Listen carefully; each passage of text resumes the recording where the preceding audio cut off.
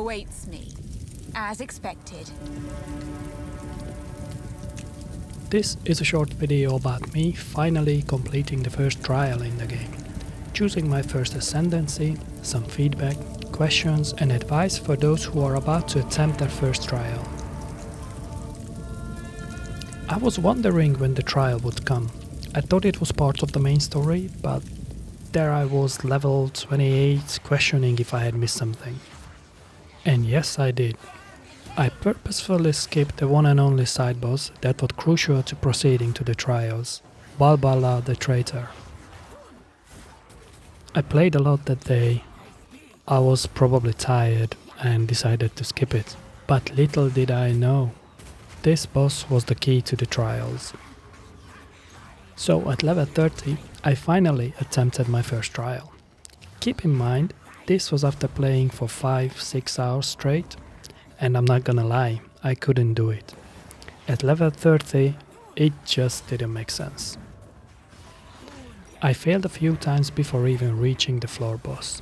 Then, when I finally faced the boss, I failed twice, and that's when I said enough is enough. It just wasn't working.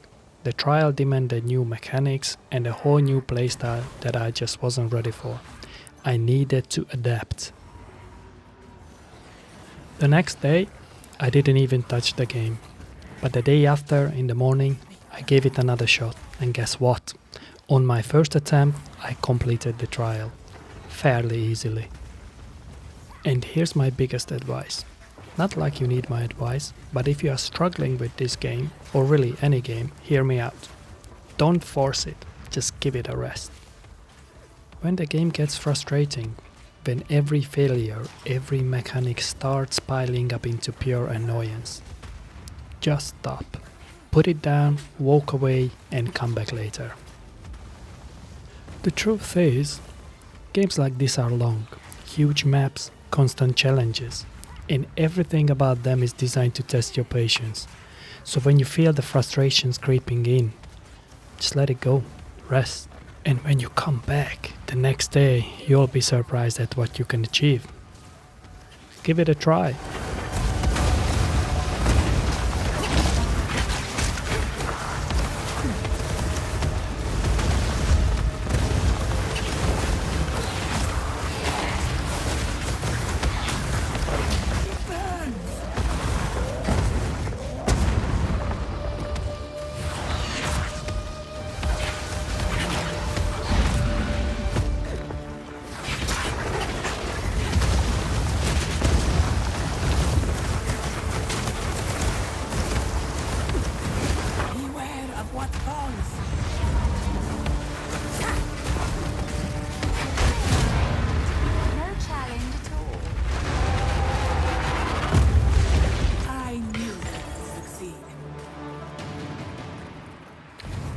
Now about the ascendency.